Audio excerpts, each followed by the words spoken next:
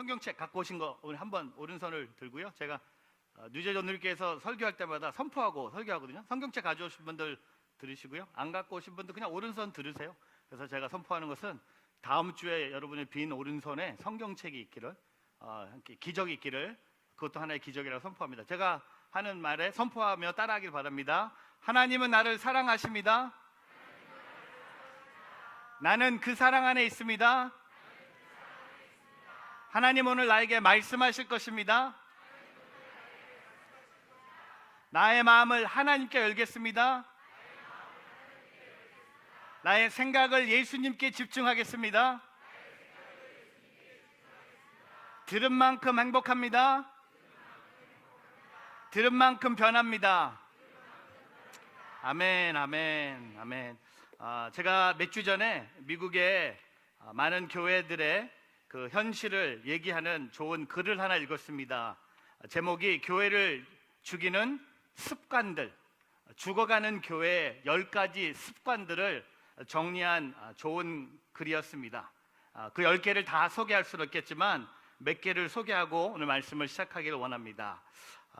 예배는 즐기는 것이 아니라 견디는 것이다. 죽어가는 교회 모습입니다. 예배가 자유함으로 하나님을 예배하는 것이 아니라 혹시 여러분 중에 오늘 이 예배를 드리면서도 견뎌야 돼. 언제까지? 손이 올라가면서 이제는, 지금은, 이 축도할 때까지 그 예배를 견디는 모습. 제가 젊은이들한테 물어봅니다. 여러분에게 축도는 뭡니까? 라고 하면 청년들이 이렇게 대답합니다. 목사님, 축도는요, 예배가 끝났다는 사인입니다. 내가 잘 견뎠다는 사인입니다. 잘했다는 사인입니다. 두 번째, 선교는 멀리 가는 것이다. 죽어가는 교회 습관들은 선교를 어떤 지역으로만 생각합니다. 선교하면 비행기를 타야 돼요. 선교하면 아까 주보에도 나왔지만 캄보디아나 이렇게 여권을 갖고 멀리 가는 것을 선교라고 얘기합니다. 또 하나는 설교가 성경을 가르치는 시간이에요. 근데 설교가 성경을 가르치는 시간이 아니라 설교의 목적은 뭡니까? 예수님을 소개하는 겁니다. 저는 오늘 그 도전하기를 원합니다. 제가 오늘 성경을 가르치기 위해서 오지 않았습니다. 오늘 제가 예수님을 소개하기를 원합니다. 특별히 오늘 이 오병이의 기적을 보면서 참 재밌다, 또 즐겁다, 참 배부르다, 참 놀랍다. 오병이의 기적은 유명한 이야기입니다. 교회 안 다니는 분도 알고 있는 이야기고 마태복음, 마가복음, 누가복음, 요한복음에 다 등장하고 있는 사복음서의 모든 기록된 예수님의 기적입니다. 저는 오늘 이 오병이의 기적을 보면서 우리가 오병이의 교회가 되자라는 꿈을 꿉니다. 오병이의 기적을 맛보는 교회. 예수님이 이 기적을 베푸셨죠. 예수님이 이 기적을 행하셨죠. 근데 우리 교회가 오병이의 교회가 된다면 예배는 견디는 예배가 아니라, 선교는 멀리만 가는 것이 선교가 아니라, 또한 성경을 가르치는 것이 설교가 아니라 오병이의 교회 모습을 우리가 좀 묵상하기를 바랍니다. 교회가 어렵습니다. 교회가 옛날 같지 않다는 얘기를 많이 듣습니다. 교회 성도 숫자가 매일매일 줄고 있습니다. 교회가 매일매일 문 닫고 있습니다. 목회자들이 교회를 떠나고 있습니다. 하지만 예수님께서 마태복음 16장에 교회를 향해 말씀하셨을 때 나의 교회라고 말씀하셨어요. My church. 예수님이 나의 교회, 이 반석 위에 나의 교회를 세우시겠다고 말씀하신 것처럼 예수님에게는 교회는 상당히 중요한 곳이었습니다. 저는 저와 여러분이 교회가 이 세상의 소망이라고 우리가 생각한다면 오늘 이 누가복음 9장에 기록된 오병이의 기적을 우리 교회가 맛보기를, 여러분이 맛보는 가정이 되기를 주의 이름으로 축복합니다. 그래서 오늘 이 오병이의 교회를 보면서 세 가지를 제가 묵상해 봤습니다. 첫 번째는 compassion입니다. 이 compassion이라는 단어를 통해 예수님의 마음을 품는 교회가 바로 오병이의 교회입니다. 오늘 이 예수님의 마음을 우리가 알아야 됩니다. 왜냐하면 이 기적의 시작은 예수님의 마음으로 시작됐다는 겁니다. 오늘 말씀의 11절 말씀을 보면요, 이런 말씀이 기록됩니다. 오늘 11절부터 우리 13절 말씀 같이 한번 읽어보겠습니다. 누가복음 9장 11절부터 13절 같이 있습니다. 그러나 사람들은 이 사실을 알아채고 예수를 따라왔습니다. 예수께서는 그들을 맞이하고 하나님 나라에 대해 말씀하시며 사람들을 고쳐주셨습니다.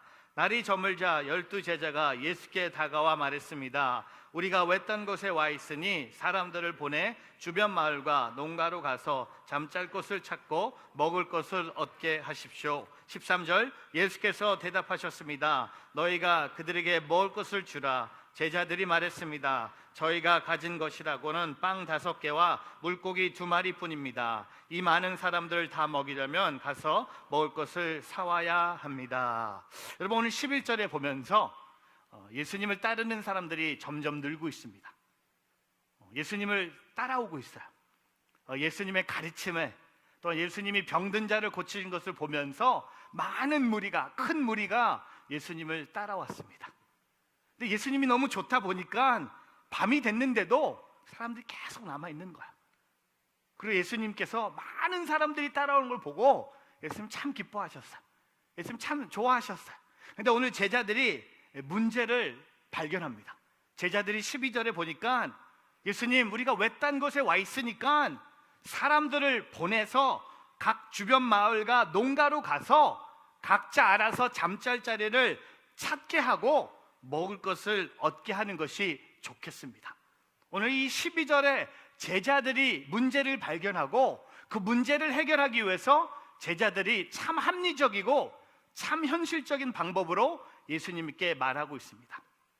오늘 참 제자들은 참 지혜롭다고 생각합니다. 많은 사람들이 예수님을 따라왔고 밤이 됐으니까 이 많은 사람들이 먹을 음식도 없고 많은 사람들이 같이 잘 수 있는 숙박할 수 있는 집도 없기 때문에 그냥 제자들은 이 문제를 해결하는 방법이 단순합니다. 합리적입니다. 빨리빨리 한 사람씩 보내라는 겁니다. 주변으로, 마을로, 들판으로 각자 알아서 먹을 것을 찾게 하고, 제자들의 방법은 오늘 우리의 방법이라고 저는 생각합니다. 오늘 제자들의 방법과 예수님의 방법이 달라요. 제자들의 방법이 오늘 우리의 방법이에요. 제자들은 단순히 문제를 해결하는 데 집중했다는 겁니다. 많은 기독교인들이 교회를 다니면서 예수님을 알면서도, 예수님을 사랑하면서도 예수님을 통해서 우리는 단순히 문제만을 해결하기를 원한다는 겁니다. 여러분, 혹시 그것 때문에 오늘 교회 오셨나요? 여러분, 문제가 너무 커서 예수님을 통해서 이 문제를 답을 받기 위해서, 오늘 제자들은 이 문제를 발견하고 문제를 해결하기 위해서 사람들을 다 하나하나씩 흩어보내자고 얘기합니다. 근데 오늘 예수님의 마음은 그게 아니었죠. 오늘 13절에 보니까 예수님이 뭐라고 말씀하세요? 너희가 그들에게 먹을 것을 주라는 겁니다. 예수님의 마음이 여기에 있어요. 긍휼의 마음, 사람을 사랑하는 마음, 사람을 긍휼히 여기는 마음. 음식을 사 먹으러 돌아가는 길도 멀고 음식을 사 먹을 수 없는 형편의 사람도 있었기 때문에 예수님이 뭐라고 말씀하세요? 너희가 그들에게 먹을 것을 주라고 말씀하십니다. 사랑하는 성도 여러분, 교회는요, 이 예수님의 마음이 필요해요. 나의 마음, 나의 생각, 나의 지식, 그게 예수님의 방법이 아닐 수도 있다는 것을 우리가 인정하기를 축복합니다. 우리는요, 예수님의 방법을 오늘 듣고도 예수님의 방법이 마음에 안 들어요.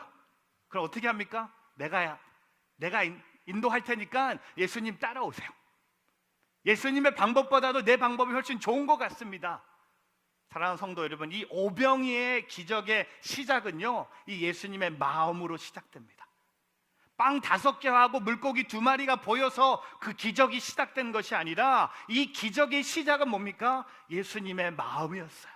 한 영혼을 불쌍히 여겼던 예수님의 마음입니다. 한 영혼에게 긍휼히 여기는 예수님의 마음이었다는 겁니다. 한번 볼까요? 마태복음, 똑같은 기적을 마태복음 14장 14절에는 이렇게 고백합니다. 같이 있습니다. 예수께서 도착해서 보시니 많은 무리가 있었습니다. 예수께서는 그들을 불쌍히 여기시고 아픈 것을 고쳐주셨습니다. 여러분, 그들을 불쌍히 여기시고 He had compassion on them.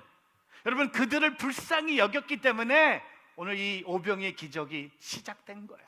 여러분, 우리가 하나님의 교회로 이 세상의 소망이 되기 위해서는요, 온누리의 마음이 아니라, 어떤 목사님의 마음이 아니라, 어떤 대부분의 성도의 마음이 아니라 우리가 가져야 될 마음이 뭡니까? 바로 예수님의 마음이에요.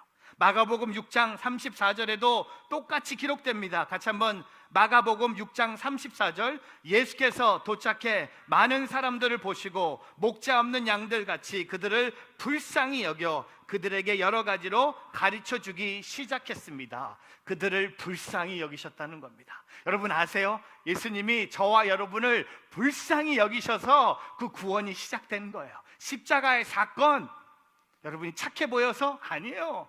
여러분이 남보다 잘나서? 아유, no way. 여러분이 남보다 똑똑해서? No. 우리를 불쌍히 여기셔서, 오늘 주님이 우리를 불쌍히 여기셔서 오늘 우리를 구원하신 것처럼, 저는 인천 온누리교회가 예수님의 마음을 품는 교회가 되기를 주의 이름으로 축복합니다. 제가 좋아하는 찬양이 있어요. 하나님 아버지의 마음. 제가 친하게 지나고 있는 유은성 전도사님의 찬양인데요, 제가 부르면 은혜가 떨어질 것 같아서 가사의 은혜가 있습니다. 아버지, 당신의 마음이 있는 곳에 나의 마음이 있기를 원해요. 아버지, 당신의 눈물이 고인 곳에 나의 눈물이 고이길 원해요. 아버지, 당신이 바라보는 영혼에게 나의 두 눈이 향하기를 원해요. 아버지, 당신이 울고 있는 어두운 땅에 나의 두 발이 향하기를 원해요. 나의 마음이 아버지의 마음 알아. 내 모든 뜻 아버지의 뜻이 될 수 있기를. 나의 온몸이 아버지의 마음 알아. 내 모든 삶 당신의 삶 되기를. 사랑하는 성도 여러분, 오늘 우리의 삶의 문제는요, 나의 마음이 예수님의 마음을 가르고 있어요. 나의 욕심이 예수님의 마음을 못 보게 하고 있어요. 오늘 이 제자들은요, 본인들이 제시한 방법 때문에 예수님의 마음을 읽지 못하고 있어요. 예수님의 마음은요, 배고픈 사람에게 예수님은 먹을 것을 주는 거였어요. 형편이 어려운 사람도 있을 것이고, 이 많은 무리가 하루 종일 나를 따라와서 말씀을 듣고 병든 자를 고친 것을 목격한 이들에게 예수님은요, 말씀을 먹이는 것보다 이들에게 배불리 먹을 수 있는 빵, 음식을 주는 것이 바로 예수님의 마음이었다는 겁니다. 저는 아까도 얘기 드렸지만, 이 교회 인천 온누리교회 보니까 제가 옛날에 맨하탄에 13년 전에 개척했던 인투 교회가 생각이 납니다. 저도 온누리교회 있을 때 하영조 목사님 비서로 있으면서 참 많은 사랑과 목사님의 영향을 많이 받았어요. 도전을 많이 받아서, 제가 한 목사님에게 도전받아서 제가 2005년에 맨하탄 한복판에 교회를 개척하기 위해서 온누리교회를 떠납니다. 저 뉴욕은 저한테는 너무 익숙한 곳이었죠. 저는 12살 때 미국으로 이민 가서 첫 이민 갔던 곳이 바로 맨하탄이었어요. 근데 30몇 년 후에 두 번째 이민, 첫 번째 이민은 그냥 부모님 따라서 간 거고요. 부모님이 저한테 뭐 우리 이민 갈까? 이런 질문도 없이 그냥 비행기 타자 하고 도망가듯 그런 이민이 일어났는데, 두 번째는 하나님의 마음을 갖고 맨하탄 한복판에 맨 땅에 헤딩하듯 이렇게 화려한 공간에서 세팅 못했어요. 우리는 사립학교 체육관 빌려서 이거 보면서 옛날 생각 많이 납니다. 세팅 매주 했어요.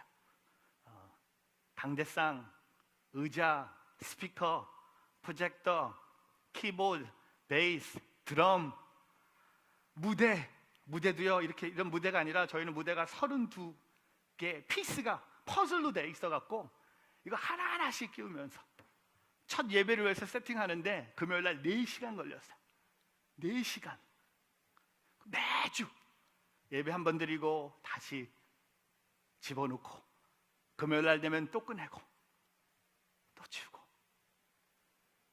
한 달 정도 하니까 힘 빠져서, 와, 제가 믿음을 갖고 갔는데 노동하러 간 것처럼, 이게 뭔지 한 목사님한테 다시 전하고 싶었어요. Can I come back? 누가복음 15장에 보니까 탕자 애들도 받아주던데 Can I come back?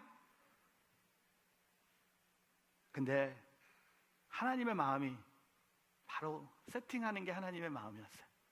나의 마음은 큰 교회에 들어가서 예배 드리는 거 세팅 없이 하나님의 마음은 맨하탄 한복판에 온누리교회를 세운다는 그 비전 하나로 간 거예요. 한 목사님 저한테 맨하탄에 온누리교회가 있다는 게 생각만 해도 내 마음이 감동이 있다. 그 말을 제가 옆에서 들은 거예요. 아무 생각 없이 진짜 이렇게 힘들 줄 알았으면 안 갔어요. 근데 하나님의 마음은 그거 다 지우게 해주셨어요. 제가 제 인생을 돌아보면요, 그때가 제가 그때 믿음이 제일 좋았던 것 같아요.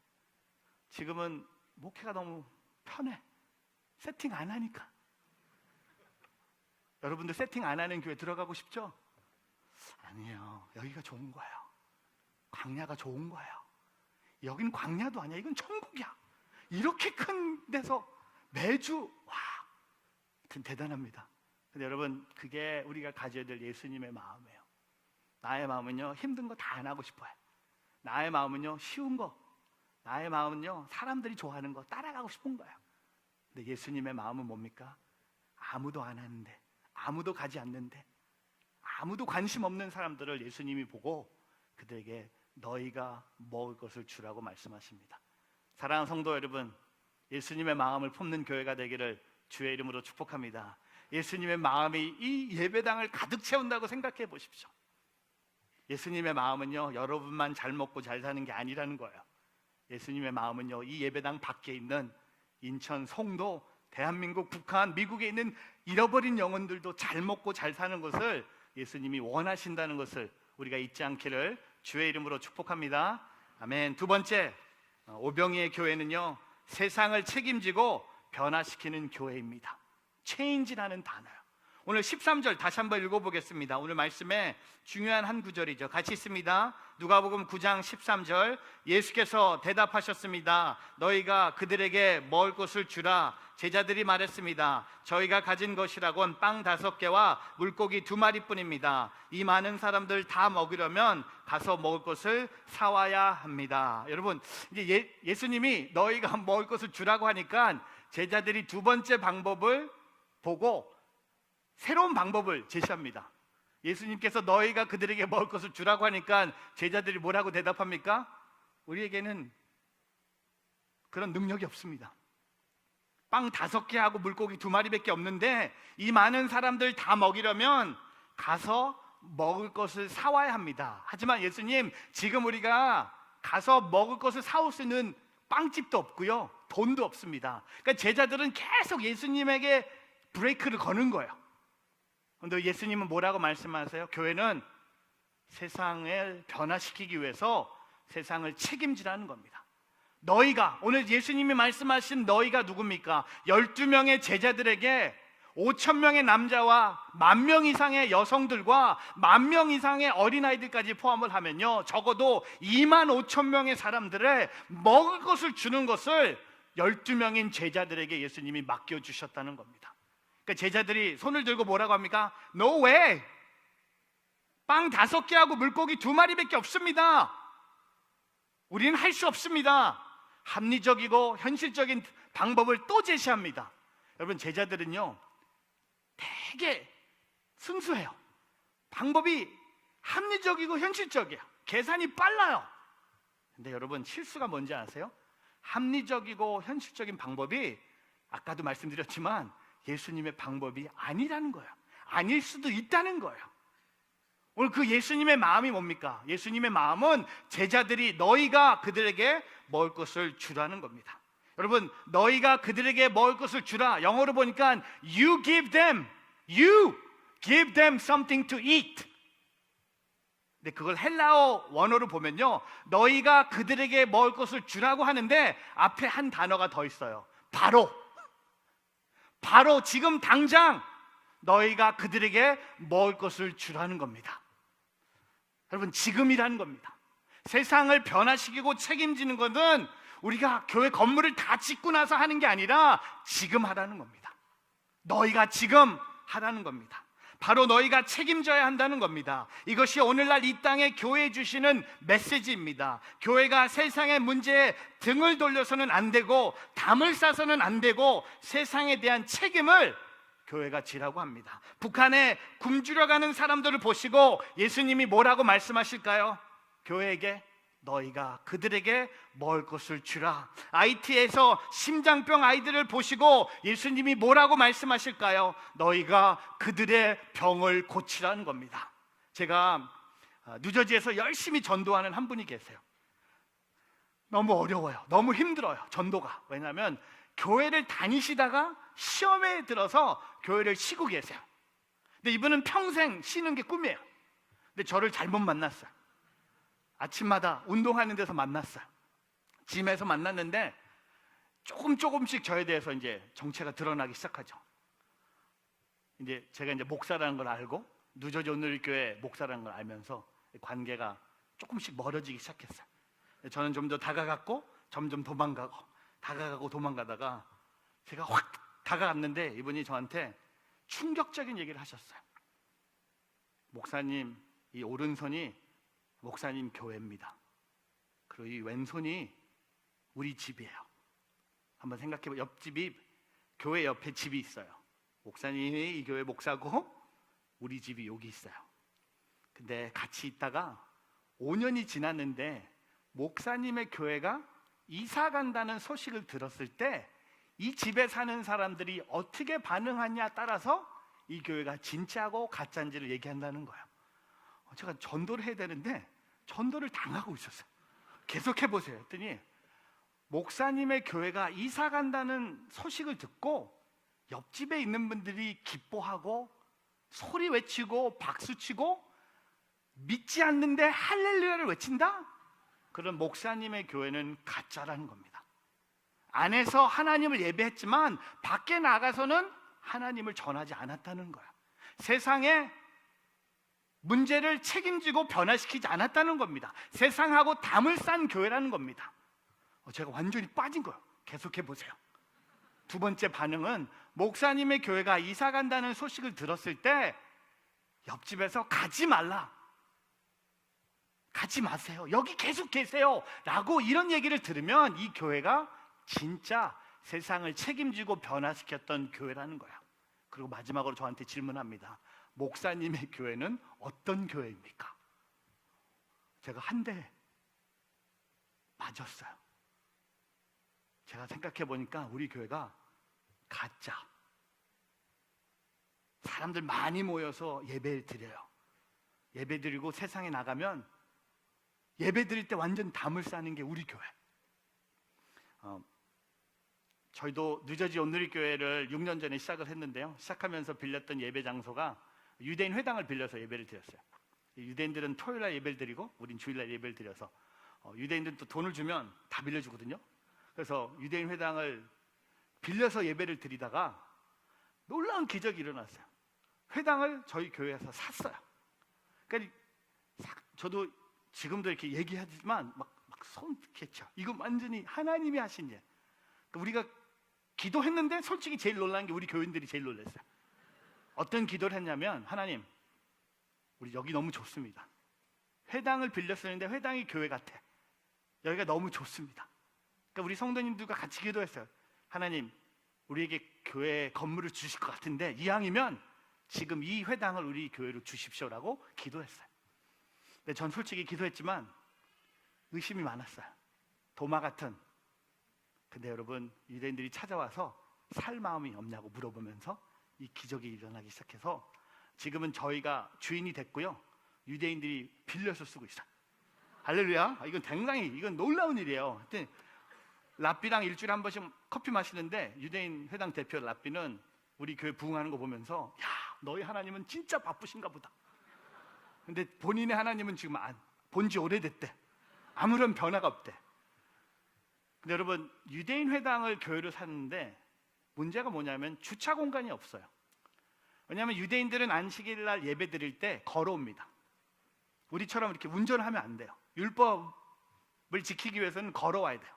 운전을 하면 안 돼요. 뭘 만들어내면 안 되는 게 안식일의 법이기 때문에.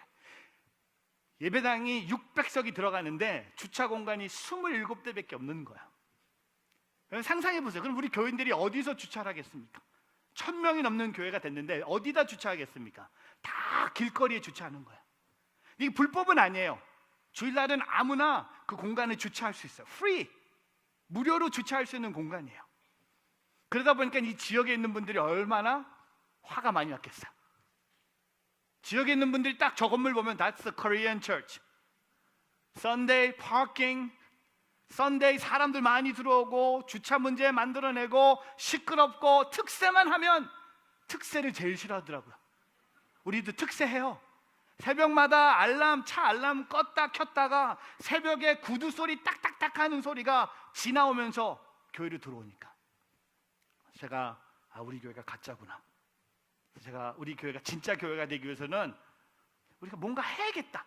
가만히 있어서는 안 되겠다는 생각이 들어서 제가 도전하기 시작했어요. 어떻게 하면 이 지역을 책임지고 지역을 위해서 존재할 수 있는 교회가 될 수 있을까? 숙제해봤더니요, 아이디어가 생기더라고요. 그래서 부활주일이 왔는데 부활주일을 기념하기 위해서 정성껏 교인들이 과일 바구니를 80개를 만들었어요. 그리고 과일 바구니 안에다가 카드 썼어요. 해피 이스터. 그 다음에 맨 밑에 제가 이렇게 적었어요. I am sorry. 우리 교회 때문에 이 동네가 시끄러워져서 미안합니다. 여러분 집 앞에 주차해서 미안합니다. 그리고 우리 교인들이 나눠줬어요. 80개. 근데 너무 재밌는 건 우리 교인들이요, 매주 교회 예배당에 들어와서 본인이 앉는 자리가 있는 것처럼 매주 주차하는 자리가 똑같아요. 이건 이 습관이 엄청나게 무서운 거예요. 여러분 지금 혹시 여기에 앉은 자리 지난주도 앉으신 분들 계시죠? 누가 지금 여러분 자리에 앉아서 기분 나빠하시는 분들 있어요, 지금 이곳에. 근데 똑같은 데 주차하는 거예요. 근데 우리 교인들이 그 바구니를 갖고 그 집에 배를 누르고 과일 바구니를 주고 80개로 시작된 게 지난 추수감사주일은 150개, 그리고 이번 부활주일은 230개. 근데 여러분 다 좋지는 않더라고요. 세상과 만나니까 세상 사람들은 과일 바구니를 좋아하지만 할 얘기를 하고 싶은 거야. 우리 성도들이 돌아오는데 얼굴이 반조각이 된 거예요. 왜? 세상 사람들에게 욕을 먹고 온 거야. 과일 바구니는 땡큐 하고 내려놓고 한 가지만 얘기하겠습니다. 예배도 중요하지만 주차 잘하세요. 지난주는 누가 우리 집 앞에 주차를 잘못해서 우리가 밖에 나갈 수가 없었어요. 그리고 새벽에 조용히 좀 오세요. 그리고 왜 1월 달만 되면 40일 그거 꼭 40일 해야 됩니까? 하루 하면 안 돼? 완전히 온 난리 이거. 근데 너무 재밌는 건 성도들이 그 욕을 먹고 다 나한테 와서 왜 나한테 하는지 모르겠어. 왜 나한테까지 들었는데 제가 듣고요, 기분이 너무 좋았어. 네, 주차 잘하자. 우리 교회 캠페인이 뭔지 아세요? 예배는 주차장에서 시작된다. 근데 그거 안 돼. 좀 더. 예배는 집에서 출발할 때 시작한다. 교회 오면서 부부싸움이 엄청나게 일어나는 거예요, 차 안에서. 근데 놀라운 일이 일어나요. 지역분들이 조금씩 부드러워지기 시작했어요. 근데 제가 그 선포하면서 제가 비전을 갖고 선포한 게 뭐냐면, 지역분들에게 전도하자.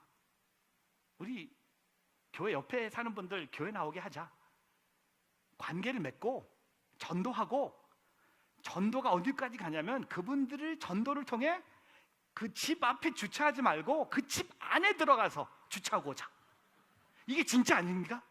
1:1, 여러분 우리가 교회 가 보니까 1:1 동반자를 어떻게 찾냐면 전도에서 찾자는 거예요.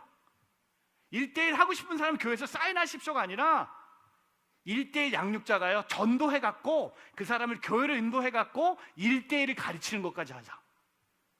다들 기절하고 도망갔는데 하여튼 제가 그게 선포했어요. 근데 한 분이, 목사님, 지난주에 과일 바구니 받았던 형제가 과일 바구니를 받으면서 감동했는지 다음 주에 또 와달라고 했어요. 아니, 과일 바구니 또 달래? 아니, 그게 아니라 그건 1년에 2-3번 하는 건데 본인 가족을 교회로 데려갈 수 있냐고, 이런 교회는 가보겠다고. 그래서 그분들 인도해갖고 지금도 열심히 영어 예배 잘 나오고 있어요. 그리고 일주일 후에 카드를 받았어요. 동네 분한테, 할머니한테, 터리사. 카드가 왔는데 땡큐, 이런 교회가 여기 있다는 게 너무 감사하다. 아니, 너무 기뻤어요. 근데 그 다음 주에 우리 교회 집사님, 그 전도환 집사님이, 목사님, 제가 오늘 어디다 주차한지 아세요? 어디? 그 집 안에 들어가서 주차하고 왔어요. 그 거라지 코드까지 가르쳐줬대. 우리가 교회 못 와도 주차할 수 있게. 그래서 야, 진짜다. 이게 진짜다. 예배만 잘 드리고 나가는 게 세상을 책임지는 게 아니더라고요. 세상의 배고픔, 세상의 굶주림, 세상의 아픔. 혹시 여러분 오늘 예배 드리는데, 여기서 이렇게 예배를 드리는데 이 지역에 있는 분들이 인천 온누리교회 보면서 욕을 하고 있지 않나? 안 하겠죠. 이렇게 좋은 데서 예배를 드리는데. 여러분 주차 잘하고 오셨죠? 아니에요? 여러분 예수님이 뭐라고 말씀해요? 너희가 그들에게 먹을 것을 주라는 겁니다. 우리에게 능력이 없겠죠. 우리에게는 가진 게 없겠죠.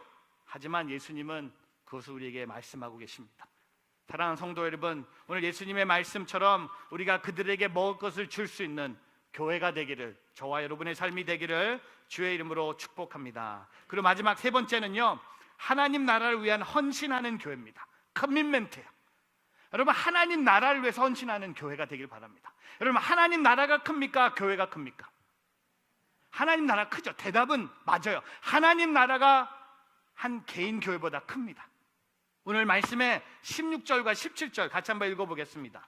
같이 읽어보겠습니다. 예수께서 빵 5개와 물고기 2마리를 손에 들고 하늘을 우러러 감사 기도를 하셨습니다. 그리고는 그것을 떼어 제자들에게 주면서 사람들 앞에 갖다 놓게 했습니다. 사람들이 모두 배불리 먹었습니다. 그리고 제자들은 남은 조각들을 거두어 보니 12바구니가 가득 찼습니다. 여러분 오늘 제자들이요 5,000명의 남자들 사이에 있는 음식을 다 가져오 보니까 빵 5개하고 물고기 2마리. 오늘 이게 음식의 전부였어요. 빵 5개와 물고기 2마리가 전부였습니다. 근데 요한복음 6장에서는요 이 음식이 어디에서 왔는지 기록하고 있습니다. 여러분 요한복음에 보면 이 빵 5개하고 물고기 2마리가 어디에서 나타났는지 요한복음은 기록하고 있습니다. 함께 보겠습니다. 요한복음 6장 8절과 9절 같이 있습니다.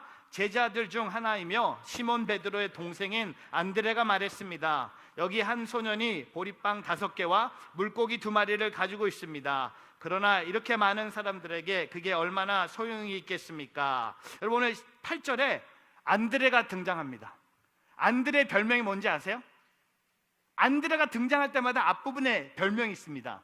시몬 베드로의 동생. 그냥 안드레 하면 몰라요. 이게 완전 콤플렉스예요.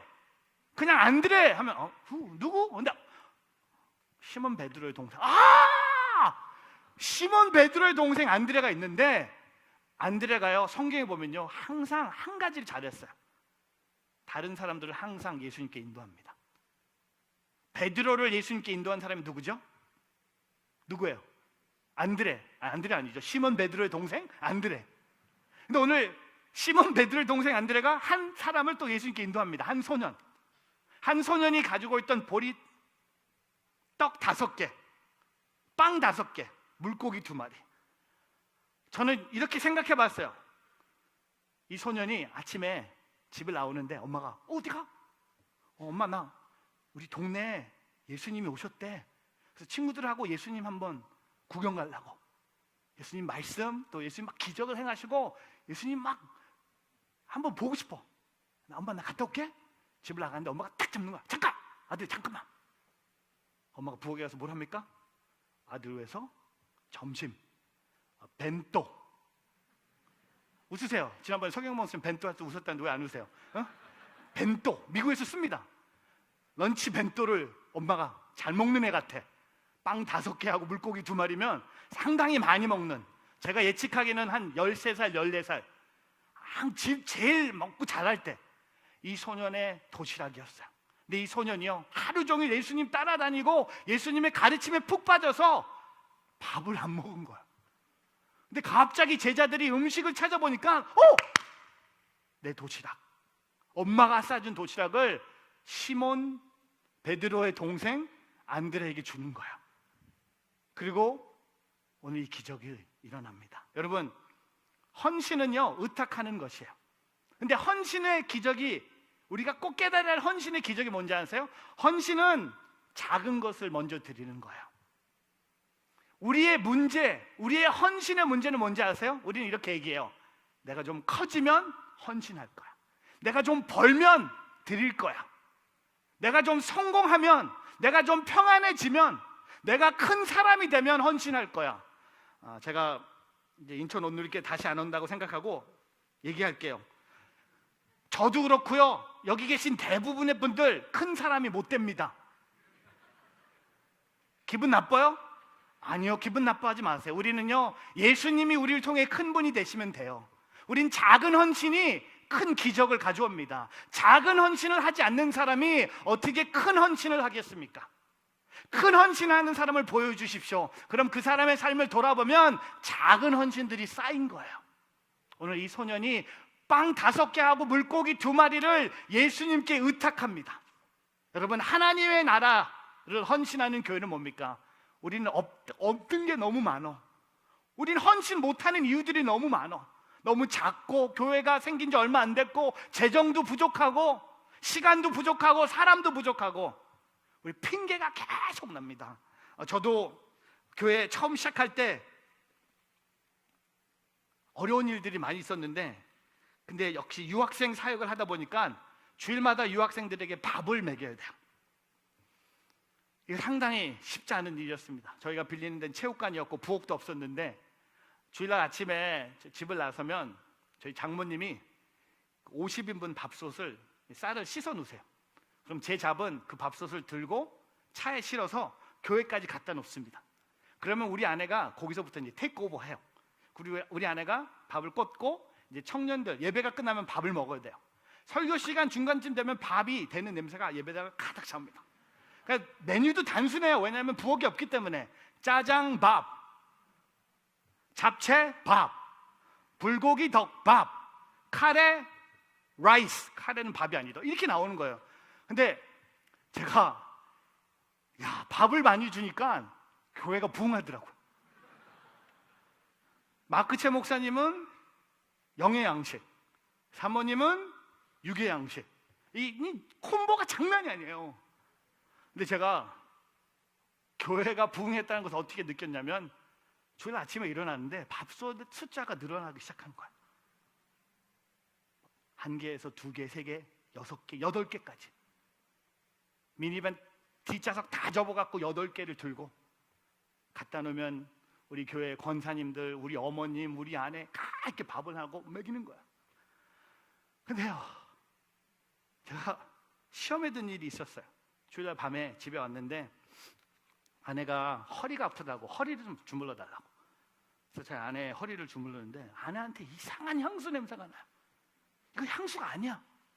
아내한테 짜장 냄새가 나는 거야. 이제 생각해 보시죠. 300~400명에게 짜장밥을 퍼줬으니 그 냄새가 어디 가겠어요? 제가 이러다가는 우리 아내 큰일 나겠다. 월요일부터 금요일까지는 병원에서 일하고 주말에는 사모 역할을 하는데, 그래서 제가 화가 났어요, 하나님한테. 그래서 아무한테 얘기하지 않고 제가 결단했어요. 하나님, 밥 안 합니다. No more rice. God, no more. I'm sick of it. Plus, this is America. 왜 미국에 와서 밥까지 먹습니까? We're going to eat donuts. We're going to have coffee. We're going to order Dunkin' Donuts. No more rice.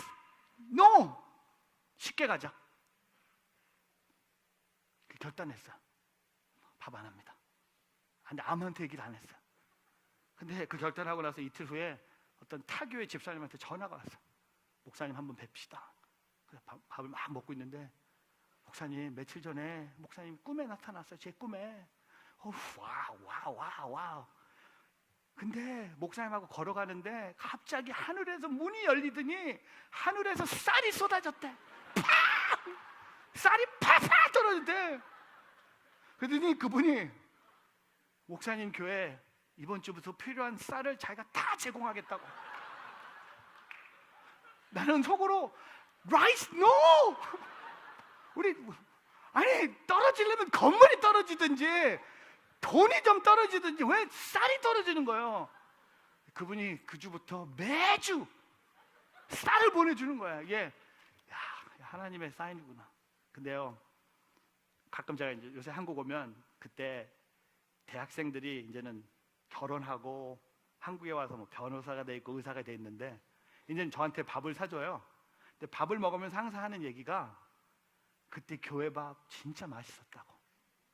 일주일 내내 피자하고 차이니스 푸드만 먹다가 교회 와서 따뜻한 밥을 먹었는데 솔직히 말씀드리면 목사님이 설교보다 밥이 훨씬 좋았다고. 그래 많이 먹어라 이놈아 이렇게 얘기했는데, 근데 제가 딱 들으면서 교회는요 쇼가 아니에요. 헌신이에요. 하나님께 의탁하는 거예요. 내가 가진 것 빵 5개 하고 물고기 2마리지만 예수님 받으세요. 예수님 사용해 주세요. 예수님 제가 공부한 건 요만큼밖에 안 되지만 주님 제 남은 인생 요만큼밖에 안 남았지만 제 남은 인생 주님께 드리겠습니다. 사용해 주십시오. 하나님의 영광을 위해서 사용해 주십시오. 여러분, 이 도시락을 가졌던 소녀는요 요한복음에 기록됐어요. 그날 도시락을 잘 가져와서 여러분, 그런 헌신할 수 있잖아요. 도시락, 엄마가 싸준 도시락 그 정도는 가질 수 있잖아요. 가지고 와서 예수님께 드려보십시오. 여러분, 제가 뭐 옛날 사람은 아니지만 옛날에 여러분 그 펌프질 할 때 물을 끌어올리기 위해서 붓는 물이 있죠. 뭔지 아세요? 마중물. 기억하세요? 사진 통해 보여드리는데 제 둘째 동생은요 이 엄지손가락이 이 펌프에 어렸을 때 찍혀서 아직도 엄지손가락을 보면요 여기 자국이 있어요. 어렸을 때 저희가 옛날 망우리 살 때 집 이게 펌프가 있었는데, 이 마중물이 뭐냐면 물을 얻기 위해서 먼저 물을 부어야 돼요. 상당히 이상하지 않습니까? 이거 영어로 설명하기 어려운 거야. In order for you to get water, we pour water. 그럼 미국 사람들이 물어봐, Why waste the water? 그 물을 마시면 되지 왜 물을 부어서 물을 퍼먹냐? 이걸 모르는 거야. 미국 사람들 수돗물만 먹어봤기 때문에. 여러분, 마중물의 역할이 뭡니까? 그 물을 부어야지 물을 퍼낼 수 있는 거예요. 하나님의 나라도 마찬가지입니다. 하나님의 기적을 맛보기 위해서는요 먼저 작은 헌신을 해야 돼요. 제가 하나님 나라 펌프가 되기 위해서 우리가 부어야 할 마중물이 무엇인가 생각해 봤어요. 기도의 마중물. 여러분, 기도의 마중물이 있어야지 교회가 부흥합니다. 교회에 기도하는 사람들이 있어야 됩니다. 작은 기도, 또한 섬김의 마중물. 여러분, 매주 주일마다 6시 반에 나와서 교회를 위해서 이 예배 세팅하는 분들, 이 섬김의 마중물이 있는 거예요. 물질의 마중물, 작은 재물이지만 하나님께 드렸을 때, 인내의 마중물, 전도의 마중물, 선교의 마중물, 봉사의 마중물. 저는요 여러분의 삶이 마중물을 붓는 인생이 되기를 축복합니다. 작은 헌신 하나로 하나님의 나라를 세워가는 우리 모두가 되기를 주의 이름으로 축복합니다. 짐 엘리엇 엘코도아의 선교사님이 이렇게 고백했죠.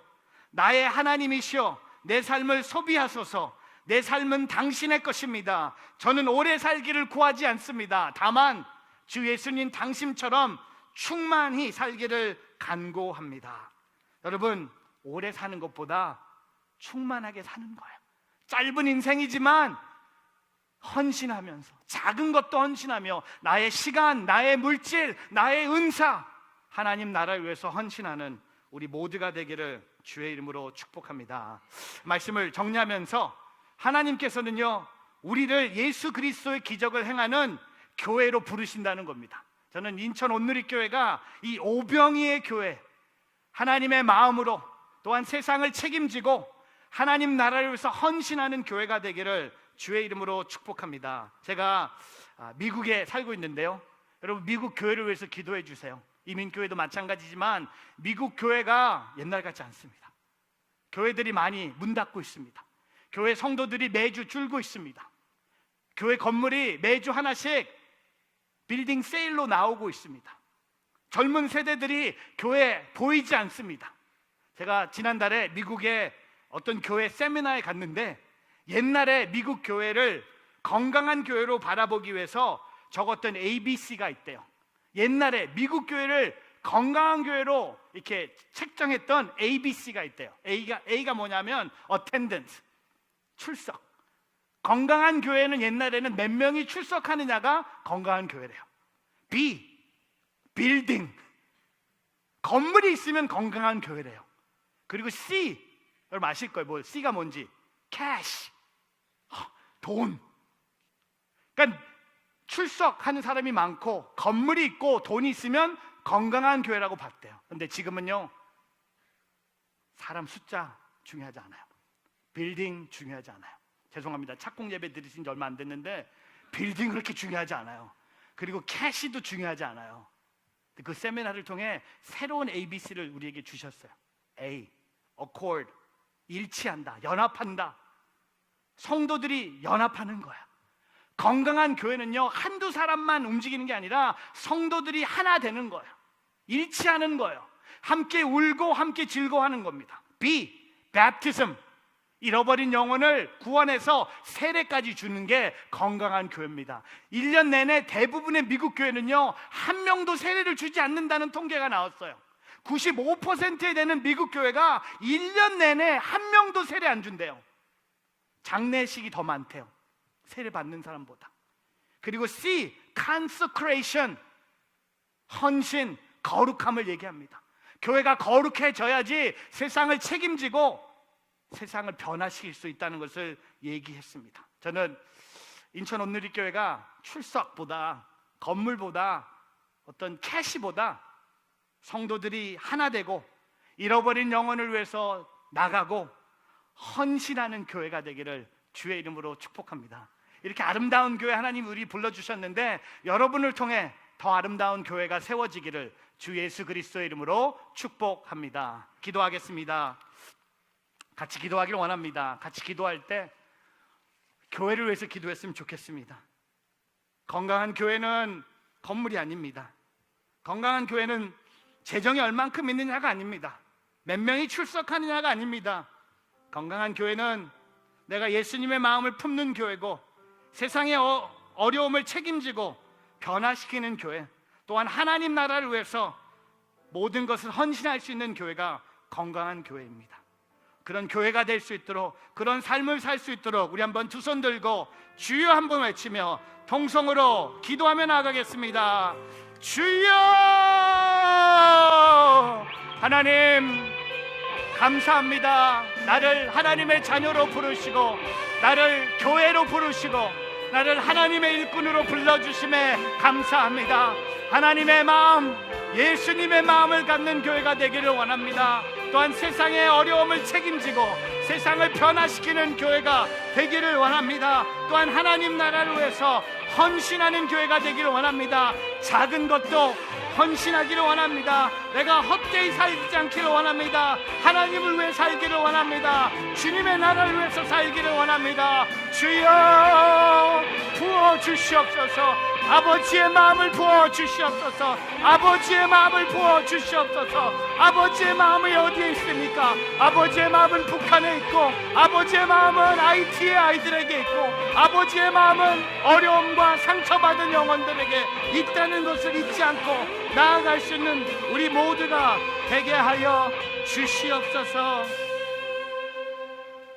하나님 감사합니다. 이렇게 좋은 곳에 하나님께서 인천 온누리교회를 세우시고 이 교회를 통해 하나님의 나라를 세우게 하심에 감사합니다.